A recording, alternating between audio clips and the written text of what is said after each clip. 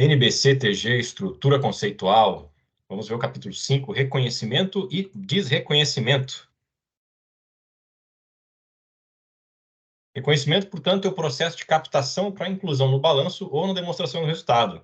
E na demonstração do resultado abrangente de item que atenda à definição de um dos elementos das demonstrações, ou seja, ativo, passivo, patrimônio líquido, receita ou despesa. Esse reconhecimento deve refletir o item em uma dessas demonstrações, em palavras por meio de valor monetário. Então, tem que dizer o que é o item, é o aspecto qualitativo dele, e dizer o quantitativo, em quanto ele está mensurado. E aí, o quanto é o seu valor contábil. O balanço patrimonial no início e no final do período relatório, total de ativo menos total do passivo, equivale ao total do patrimônio líquido. Portanto, esse é o valor contábil do patrimônio líquido, total do ativo menos o total do passivo. Então, inicia assim, depois tem as alterações durante o período, né, as alterações do patrimônio líquido durante o período, e essas alterações compreendem receita menos despesa, que é reconhecida na demonstração do resultado e na demonstração do resultado abrangente, mais as contribuições de detentores menos as contribuições desses mesmos detentores sobre o patrimônio da entidade. E aí a gente vai ter o valor final do patrimônio líquido. Então, as demonstrações estão vinculadas porque o reconhecimento do item exige o conhecimento ou desreconhecimento de um ou mais outros itens, as partidas dobradas. Então, o reconhecimento da receita ocorre ao mesmo tempo em que o reconhecimento inicial do ativo ou aumento do valor contábil do ativo, ou desreconhecimento de um passivo ou diminuição do valor contábil do passivo. Aqui nós temos os casos de superveniência do ativo, né? Ou seja, quando aumenta o valor contábil do ativo, que é também que pode ser também uma insubsistência do passivo, ou seja, o passivo existia, não existe mais, né? O desreconhecimento do passivo ou a diminuição do valor contábil do ativo, do passivo, perdão. Então, a superveniência do ativo é uma superveniência ativa, porque ela é boa, ela aumenta o valor do patrimônio líquido. E assim como é também uma insubsistência do passivo, é uma insubsistência ativa, é uma insubsistência boa, porque ela aumenta o valor do patrimônio líquido. Aqui, claro, a gente está olhando do ponto de vista do proprietário. O proprietário, o principal interesse dele é que aumente o patrimônio líquido, né, e não que diminua. Da mesma forma, o reconhecimento da despesa ocorre ao mesmo tempo em que, né, ou seja, a contrapartida do reconhecimento da despesa é o reconhecimento inicial do passivo ou o aumento do valor contábil do passivo. A gente chama isso de superveniência passiva, né, ou superveniência do passivo, que é uma superveniência ruim também, ou desreconhecimento do ativo ou diminuição do valor contábil do ativo, né, que isso é uma insubsistência passiva, ou seja, deixa de existir algo bom, ou desreconhecimento do ativo também, né, chamado aí de insubsistência do ativo. O ativo deixa de existir. Então está aqui um quadro para a gente estudar. O balanço patrimonial no início do período, ele é o ativo menos o passivo, né, lá no início do período.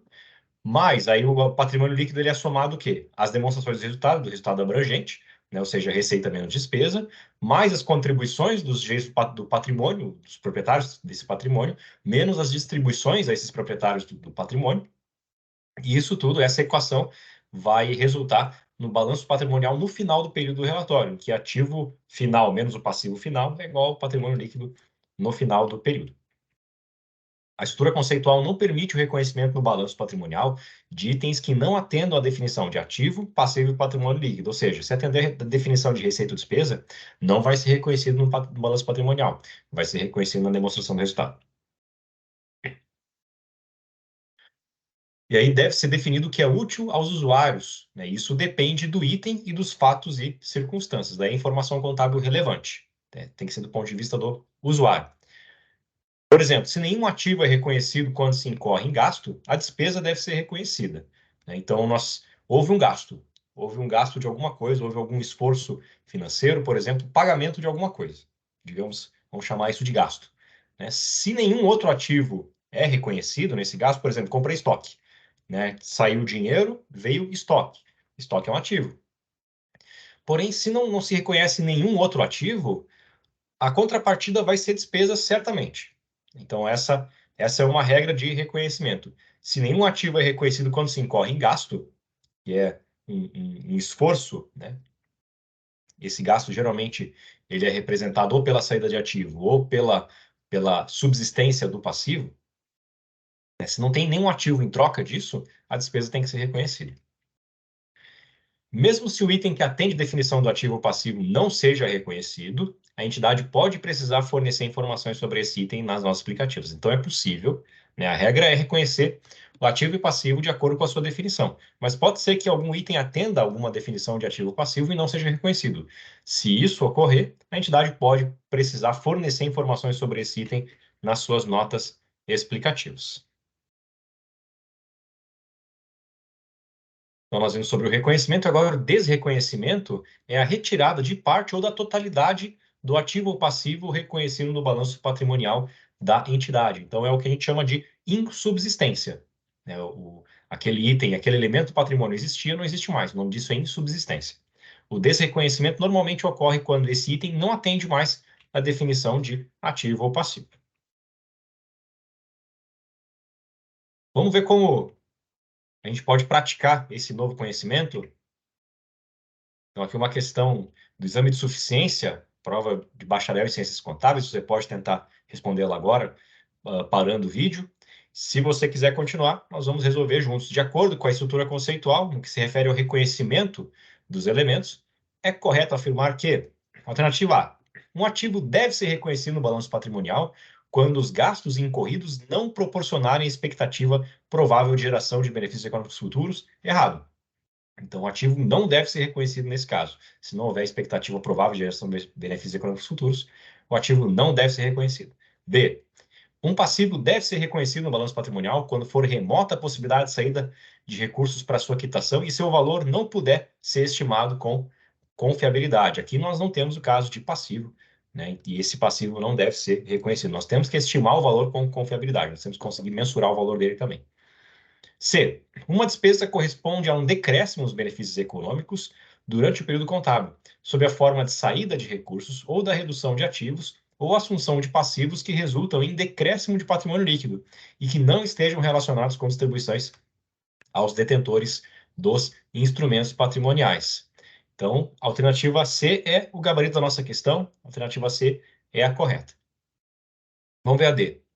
Uma receita deve ser reconhecida quando resultar em diminuição dos benefícios econômicos, não. Aqui já tem o erro, né? Que, na verdade, ela aumenta a definição dos benefícios econômicos. Na verdade, ela resulta em aumento do patrimônio líquido, não em diminuição, como está no texto da questão. Portanto, D incorreta. Gabarito da questão, letra C. Prova para contador. Cargo de contador, a Banca Fundatec, do Instituto Federal de Santa Catarina.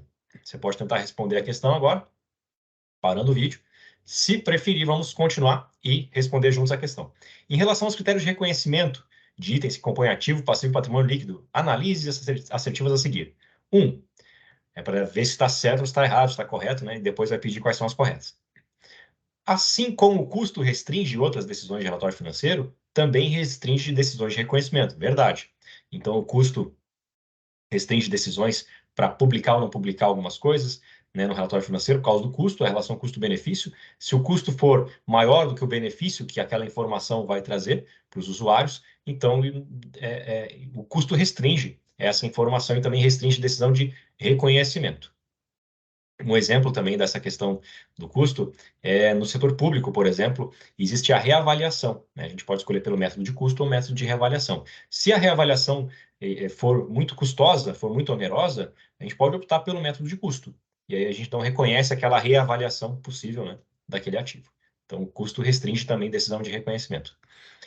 2. Mesmo se o item que atende definição de ativo ou passivo não seja reconhecido, a entidade pode precisar fornecer informações sobre esse item nas notas explicativas. Sim, nós vimos aqui, esse item está na nossa estrutura conceitual e esse item é verdadeiro.